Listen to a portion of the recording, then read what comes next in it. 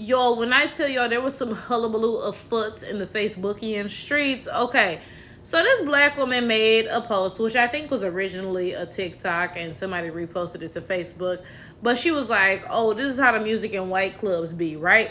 So she started singing some song. I forget what song, and then she started singing the dooch dooch dooch dooch. That's really how white clubs be. I went into a white club one time and I was like, who got the aux up in here? Like, what is going on? Like, what? Like, it was a monstrosity. But that's not even the point of this video, right? So there were a bunch of white people in the comments acting offended. Like, oh, you said white clubs. Like, what if we said black clubs? They would be black clubs. Like, if it's clubs with black people in them, if the club is black owned, it's a black club. Like, something that I be confused about, white people be acting like black is a curse word. Like they'll call any black person African American. Like literally a black person can be from the Caribbean or Europe or something and they will call them African American. Like quite literally that makes no sense at all, right? But again, that ain't even the point of this video, right? So another black woman replied to one of these comments and she was like, y'all can call everything about our culture ghetto, but we can't even say the word white. Like, are you serious, right? And the white guy replied, and he said, that's because most of your culture is depravity, right? Now, this is the thing. When you click on his page, he got a black wife and biracial kids. Y'all, let's get into it.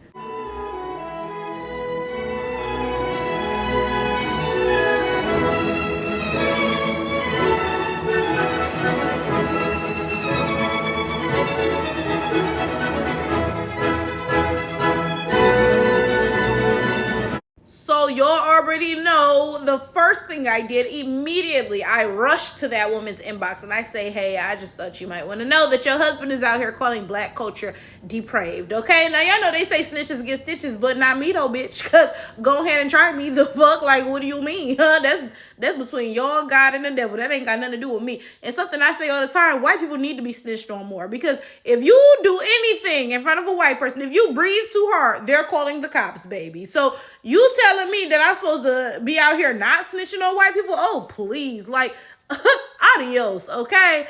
So, first of all, I immediately messaged her, right? She has not replied as of, the time that I am recording this video. But let's get into this. Let's really get into this, because some black people really think that a white person dating black people or having sex with black people or whatever means that they can't be racist. They think that those things are mutually exclusive. And a lot of white people push this ideology as well. White people will say to you, oh, I can't be racist. I have a black child. They're referring to their biracial kids. I can't be racist. I have a black spouse. I can't be racist. My friend is black, right? Those two things, baby, they can exist in the same plane. You can be racist and hunching on a black person. Yes, absolutely you can. Now, this is the thing. I don't know, maybe it's me, but I feel like folks can't hide their opinions that well. I feel like you might try to hide what you thinking, but I'm picking up them vibes, okay? Because it just ain't no way, especially if you're married to someone. Like, I can't even imagine how intimate a marriage is. I've never been married before, but that's literally like the closest person to you in this world. You know what I'm saying? Like, that's your other half. Y'all are two halves of one whole, right? So you telling me that your husband racist and you just didn't know? Like, I don't know. Like, they don't seem too believable to me. Like, but I guess I'll give her the benefit of the doubt. No, I'm not. Because we're about to get into this concept of the acceptable group of blackness. Because let's be realistic. Now, I don't know what this woman's background is. Maybe she's African American. Maybe she's African. Maybe she's Caribbean. I don't know, right? But one thing I know about white people is that they're always trying to, like feel the climate, right? So this is the thing. It's not possible for a non-black person to only be racist against some black people. It's not possible. They're racist against all of us, right? But, very rarely are they going to come out and just straight up be like, yeah, I don't like any black people, right? Usually what they do is gaslight and pretend that they're not racist, right? So they'll listen to you and your opinions and, like see where you stand on certain things, right? And that's how they'll feel out the acceptable group of blackness for them to hate, right? So for example, if a white person realizes you're African or Caribbean and you say negative things about black Americans, then they realize, oh, black Americans are the acceptable group of black people for me to hate in this context, right? So they'll sit there and pretend, oh yeah, I don't hate black people. I just, black Americans, their culture is so and so and so, yada, yada, yada. Because in that environment, that is okay to talk crap about black Americans, right? So they pay attention. They figure out which group of black people is okay for them to talk crap about. And they pretend that that's the only group of black people they talking crap about. Now, again, I don't know this woman's background, so I don't want to, jump to any conclusions, be like, oh, she's African, Caribbean, yada, yada, yada. I don't know, right? But I do know one thing. I know for a fact she's not finna divorce this white man, right? And I know for a fact that what's going to happen is he's going to gaslight with the acceptable group of blackness. Now, depending on her background or whatever, the acceptable group of blackness may be different, right? But he's going to use that acceptable group of blackness, whoever it may be, and he's going to be like, oh, you know that I don't hate black people. It's just the fried chicken eating, collard green cooking ones, right? Like quite literally, like he's going to project his hatred towards maybe Africans or African Americans or Caribbeans or maybe black people from the inner cities or black people who ABC or XYZ, whatever. He's going to find that particular group that it's okay for him to talk crap about, according to her, and pretend that his issue is only with that group. Like, come on now, like give me like a little, a scarf or something, because I can tell the future. Like, I should really be up here with a crystal ball, like, like, because I know what's finna happen. I will never forget, and I'm going to keep telling this story. If you've been subscribed to me, then y'all, look, go ahead and fast forward this like a half a minute perhaps, okay? Years ago when I was on YouTube, I posted a video on here and a white guy came talking crap and being racist, right? So he commented under this video and he called me a jogger. So for those of y'all who don't know, sometimes white people will say jogger instead of the N-word with a hard ER because, of course, all of these social media platforms and stuff will flag your comment if you use the N-word with a hard ER. It recognizes that as a slur, right? So they say jogger instead because they're making fun of how Ahmaud Arbery was murdered while he was jogging, right? So this white guy comes and comments under my video and calls me a jogger. And I reply back, and I'm like, well, my big ass need to go for a jog. I need to lose some weight, right? And would you believe this guy said to me, no, don't say that. You're beautiful. I'm racist and even I can see that. And that really had me like, huh? But that opened my eyes. It really did, because it's like, you sitting here, you racist, and you talking to a black woman talking about, oh yeah, you're beautiful. I can see that. What? Like, what in the white woman's Wattpad fantasy do you think you're doing, sir? Like, what? That was so crazy to me, but it shows you somebody can be a self-proclaimed racist. Like, they can know they racist, not know, oh, like, that person really thought they weren't racist, but they had like biases, conditioned into them or something. No, they can know they racist straight up, be calling you slurs straight up, and then be like, yeah, but I still find you attractive though. Y'all, and then what the scary part is that y'all black folks are out here marrying these people and having kids with them. Like, come on now. And you know what? I gotta defend the biracials, because usually I be on y'all bitches' necks, as I motherfucking should, because y'all be needing to get dragged too. But I gotta defend y'all though, because black people, y'all be setting them biracial kids up for failure. How many biracials have gotten on social media talking about how their white parent is racist and how negatively that impacted them growing up and so and so and so, right? How many biracials have gotten on here and talked about their identity issues and all of this other stuff, right? How many of them have gotten on here and talked about those things? Because I will tell you straight up, the majority of biracials are going through it. And the majority of the time is directly because of their white parent being racist, right? And of course, nobody is responsible for white people's racism but themselves, right? In no way am I attempting to put the blame on black people or anything like that. Clearly not, right?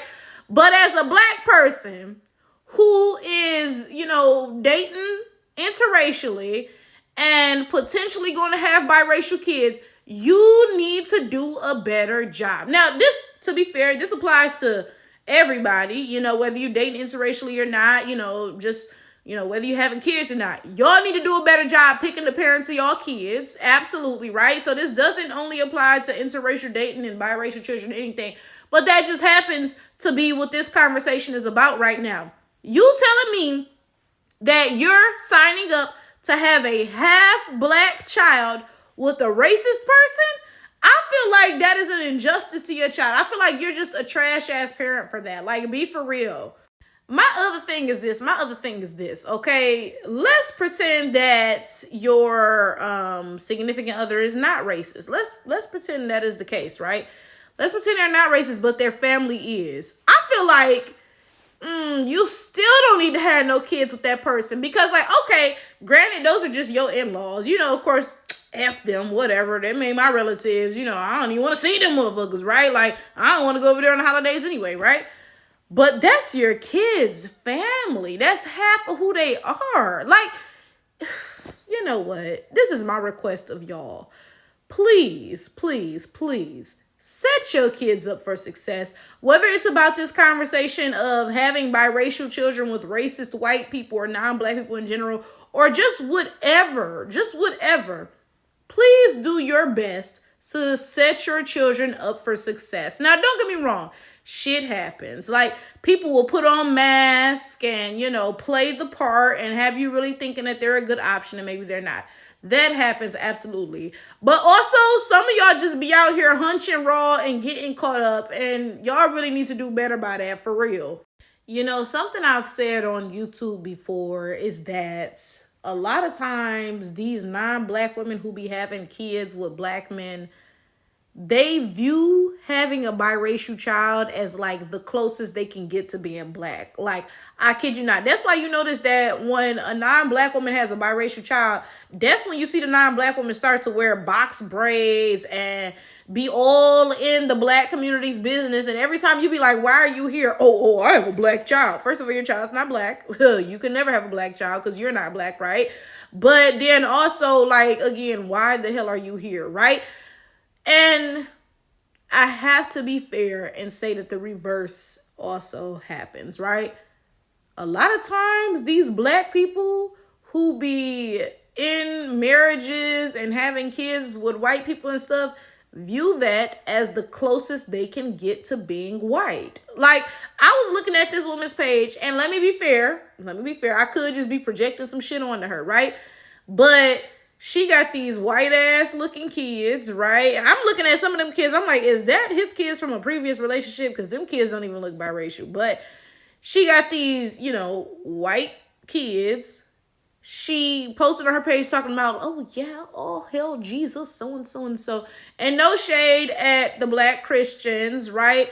But I'm not going to hold you. Like, whenever you come across a really whitewashed black person, like you see a picture of a bunch of white people, then there's one black girl with a tore up ass wig and stuff. She's always a Christian. That's like you're never going to come across like any black person who is a token and they're not a Christian. I'm sorry, but those things just go hand in hand, right? So I was looking at her Facebook page and I was like, wow, I bet this bitch is ecstatic because this is the closest she can get to being white. And unfortunately, I feel like that's true for a lot of y'all. Now, maybe it's not for her because, like I said, I could just be projecting things onto her, assuming whatever. But it's definitely true for a lot of you niggas. Now, y'all, I finished recording and I went back to look at the screenshots, and I'm just now seeing the first comment that was replied to the woman who was like, oh, like, we can't say white, but y'all can call all of our culture ghetto, right? This guy went on a tangent, a literal tangent, right? So first he started off, black people are the only group who tries to censor what people say, so and so and so, yada, yada, yada, right?